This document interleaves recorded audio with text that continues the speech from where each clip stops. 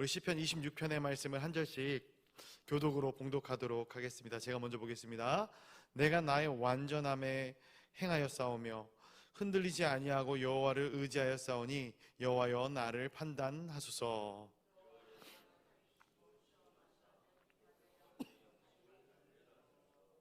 주의 인자하심이 내 목전에 있나이다. 내가 주의 진리 중에 행하여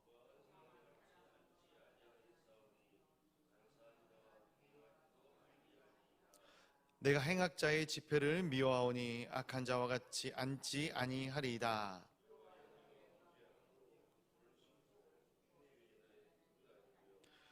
감사의 소리를 들려주고 주의 기이한 모든 일을 말하리이다.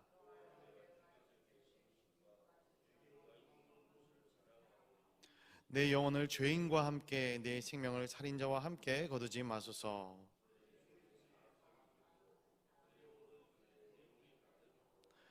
나는 나의 완전함에 행하오리니 나를 속량하시고 내게 은혜를 베푸소서.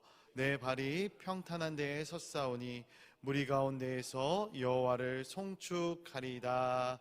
아멘. 거룩한 주님의 날, 거룩한 주님의 존전으로 달려나온 우리 성도님들을 축복하고 또 환영합니다. 우리를 속량하시고 은혜를 베푸시사 우리 가운데 평탄한 길로 서게 하실 여호와를 오늘 하루 많이 경험하시고 우리의 평생의 주인으로 모시는 그러한 놀라운 은혜가 또 오늘 하루의 삶 가운데 있기를 간절히 소원합니다. 우린 인생을 살아가면서 많은 억울한 일들을 당합니다. 억울함 가운데 내 인생이 잠식되었을 때에 우리는 어떻게 그 억울함을 대처합니까? 나에게 억울함을 끼친 사람에게 미움을 또 복수의 칼날을 갈기도 하고, 내가 힘이 있다면 법적으로 해결하려고 하기도 하고 또 힘으로 해결해 보려고 노력을 하기도 합니다.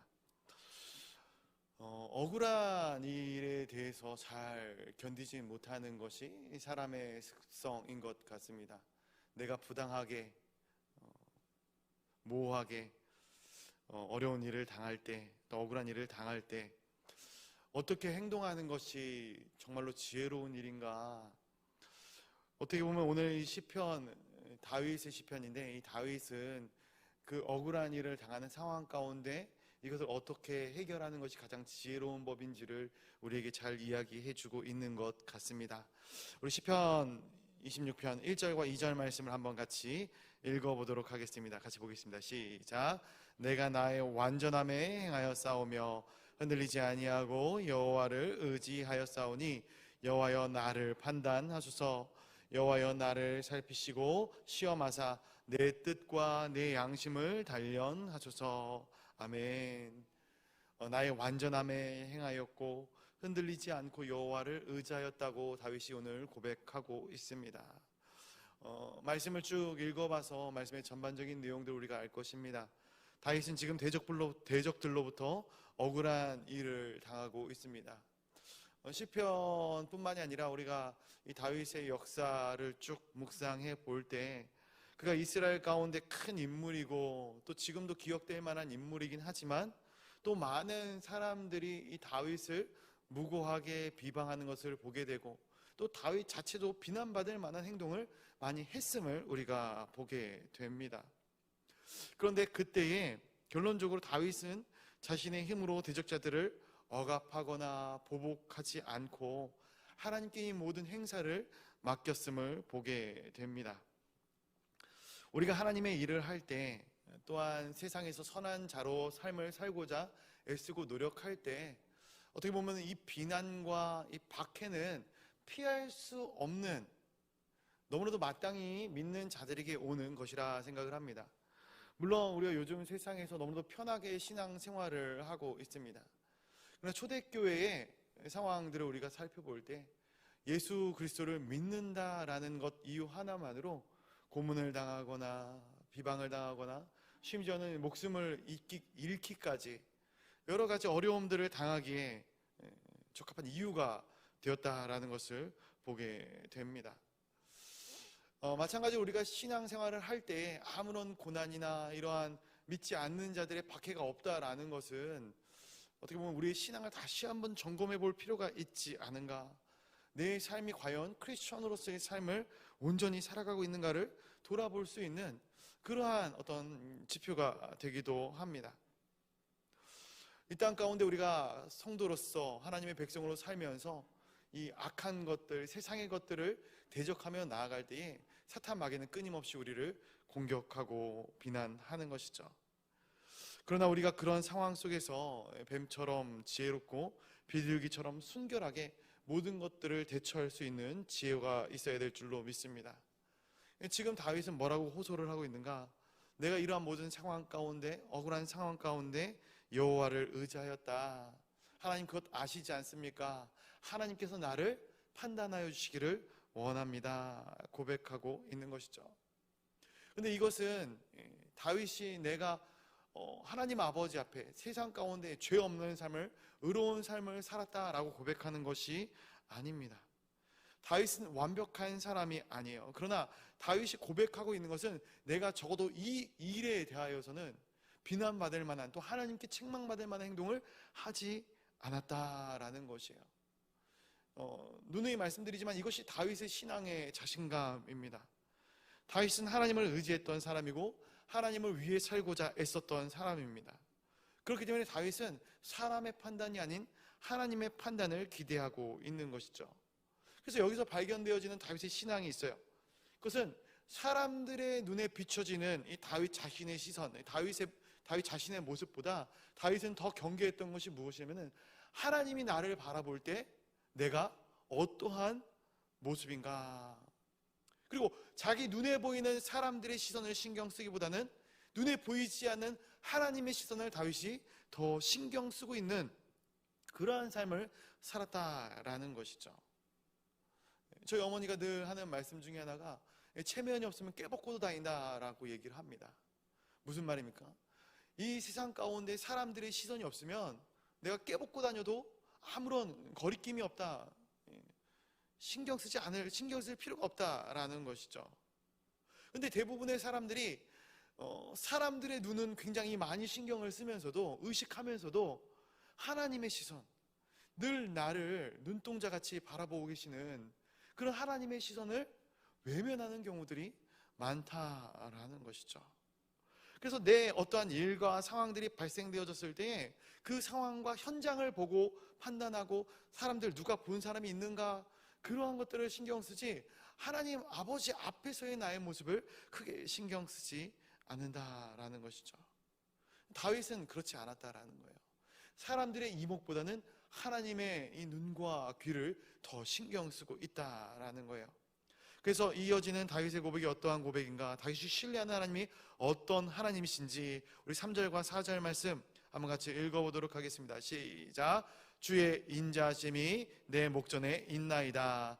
내가 주의 진리 중에 행하여 허망한 사람과 같지 않지 아니하였사오니 간사한 자와 동행하지도 아니하리이다. 아멘.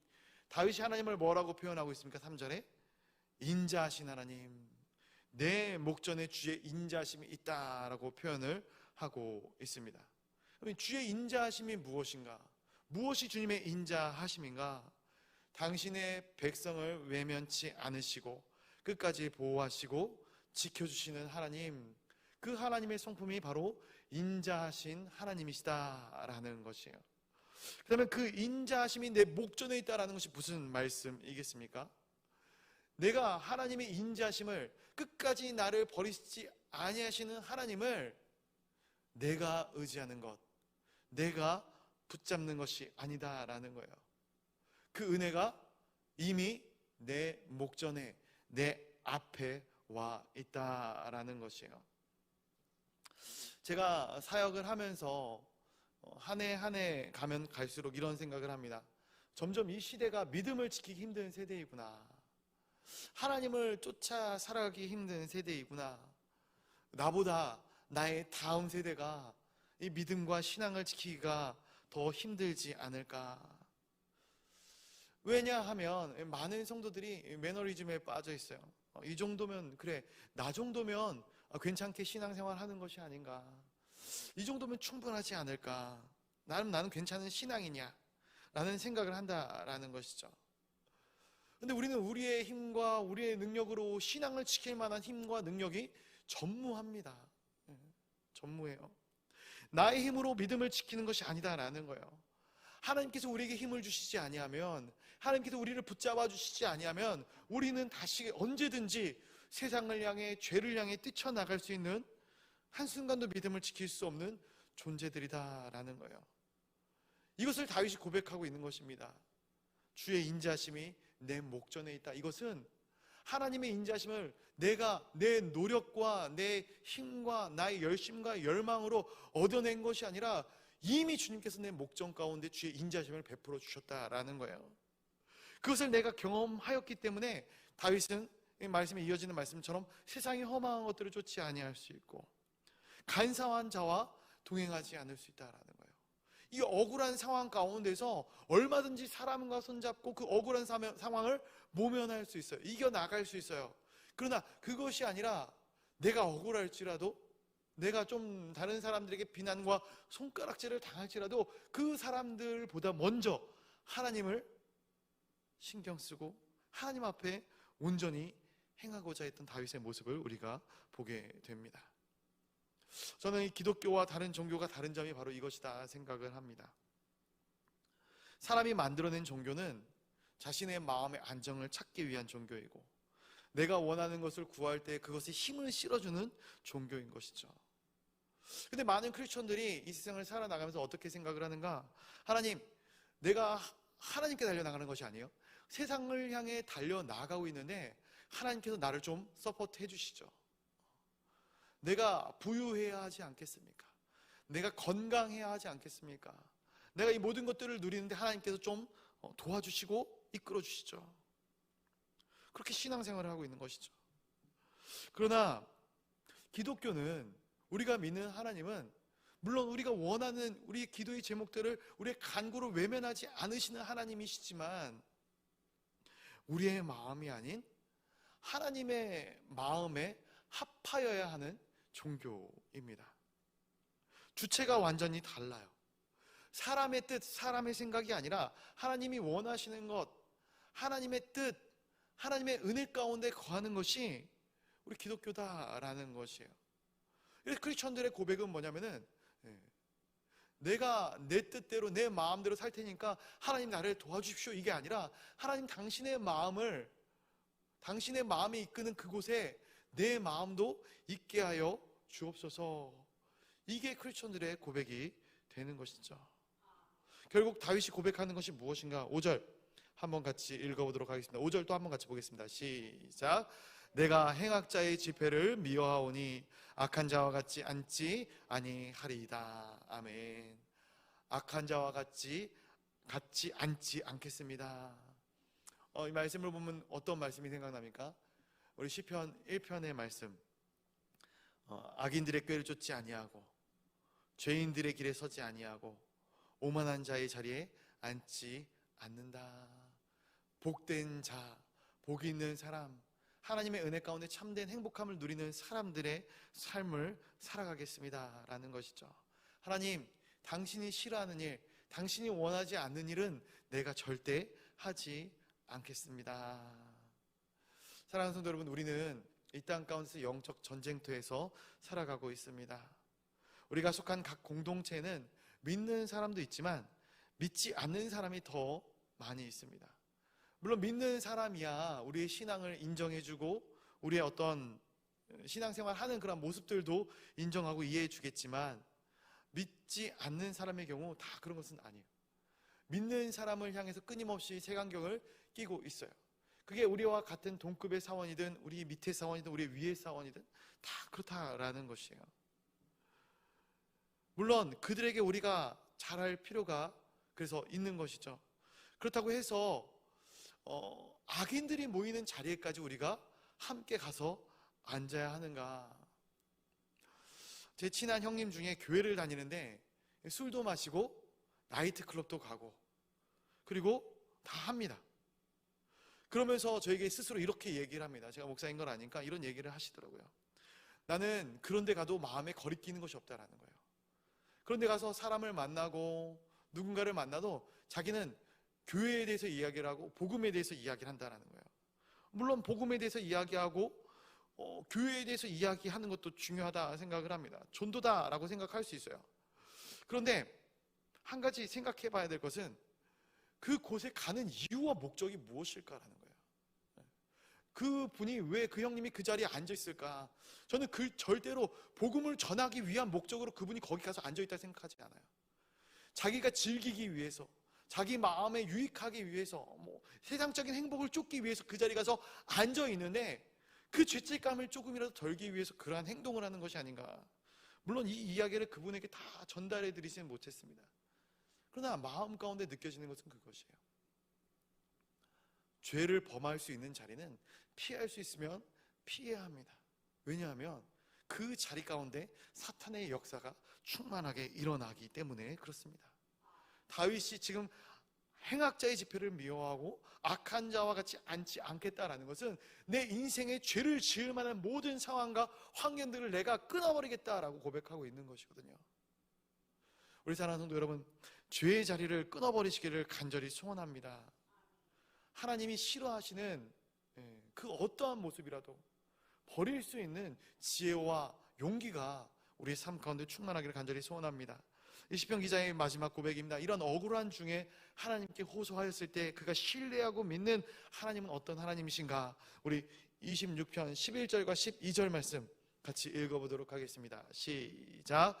나는 나의 완전함에 행하오리니 나를 속량하시고 내게 은혜를 베푸소서. 내 발이 평탄한 데에 섰사오니 무리 가운데에서 여호와를 송축하리이다. 아멘. 내가 완전한 데 행하였으면 그걸로 된 것 아니겠습니까? 그런데 다윗은 그 가운데서 나를 속량하시고 은혜를 베풀어 달라 주님 앞에 요청을 하고 있습니다. 그런데 그 가운데 더 놀랍게 제가 이 말씀 가운데 발견한 것은 이 고백과 이어지는 12절의 말씀인데요. 12절에 보니까 내 발이 평탄한 데 섰다라는 거예요. 섰다. 이건 지금 이미 섰다라는 것이에요. 그러면 지금 이 다윗이 이 시편을 고백하는 시점에서 자신을 비방하는 비방자들, 자신을 억울하게 만들었던 모든 억울함들이 해결되었을까요? 아니면 해결되어지지 않은 상황일까요? 아무것도 해결되어지지 않은 상황이에요. 저는 이 다윗의 시편 가운데 이런 것들을 굉장히 많이 발견하거든요. 기도하다 모든 문제가 해결되어지는 거예요. 하나님과 가까워지니까 모든 문제들이 해결되어지는 것을 경험하는 거예요. 찬양하다가 하나님께 내 모든 상황을 고백하다가 내 어려움들을 고백하다가 그 어려움이 더 이상 어려움으로 내 마음 가운데 자리하지 않는 것들을 다윗이 발견하게 되는 거예요. 주의 은혜를 구하는 순간, 주의 은혜를 확신하는 그 순간, 그 기도의 고백들이 내 삶 가운데 현실이 되어서 나의 억울함이, 내 인생의 모든 괴로움이 실제로 눈 녹듯이 사라지는 것을 경험하게 되는 것입니다. 나의 발이 평탄한데 섰다라는 거예요. 이미 섰다라는 것이에요. 하나님, 그렇게 하나님 한 분뿐이면 내가 만족하겠습니다. 그분 안에서 내 모든 걱정과 억울함과 두려움이 사라집니다. 오늘 우리 사랑하는 성도님들이 이러한 놀라운 은혜를 경험하기를 간절히 소원합니다. 오늘 거룩한 주님의 날, 왜 이 성전에 하나님의 거룩한 백성들이 모이겠습니까? 물론 예배 드리러 모이겠죠. 어떤 분들은 불편한 마음을 해결해 보고자 오신 분들도 있을 것이고, 어떤 분들은 커뮤니티, 사람들을 만나러 교회 오시는 분들도 있을 것입니다. 그러나 가장 궁극적인 우리가 이 성전에 모이는 목적은 하나님의 임재 가운데 참여하기 위해서 이 성전에 모이는 것입니다. 이 곳에 하나님의 임재하심이 있게, 물론 우리의 삶의 각 처소에도 하나님께서 임재하시지만 하나님께서 성전을 통해서 일하시는 분이심을 우리가 믿기에 이 가운데 오는 것입니다. 하나님의 얼굴을 배웁기 위해서 우리가 예배 자리로 나오는 것입니다. 하나님께 우리의 인생의 해답이 있기 때문에 우리가 이 자리로 모이는 것입니다. 그렇다면 오늘 이 다윗의 고백을 기억하시기를 간절히 소원합니다. 내 발이 평탄한 데 섰다. 오직 주님의 은혜로, 오직 주님의 임재로 그 은혜를 경험한 자들, 그 경험한 자들이 이 다윗의 마지막 고백처럼 여호와를 송축하겠습니다 고백할 수 있게 되는 것이죠. 오늘 이 거룩한 주님의 날, 이 하루 우리의 삶 가운데 하나님의 놀라우신 은혜와 하나님의 사랑과 하나님의 인자하심과 하나님의 역사심을 찬양하고 또 찬양하는 귀하고 복된 한날이 되시기를 주님의 이름으로 간절히 축원드립니다. 우리 같이 기도하도록 하겠습니다. 이 시간 기도할 때에 하나님의 놀라운 은혜와 사랑으로 내 인생 가운데 모든 문제들이 아름답게 해결되어질 줄로 믿습니다. 우리는 다만 그 하나님을 신뢰하며 나아가오니 주님 우리와 함께하여 주시옵소서. 같이 기도해 주시면 감사하겠습니다.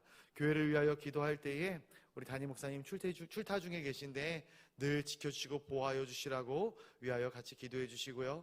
또 우리 청년 2부 우리 수련회가 잘 끝났고 이제 다음 주에 청년 1부 수련회가 있습니다.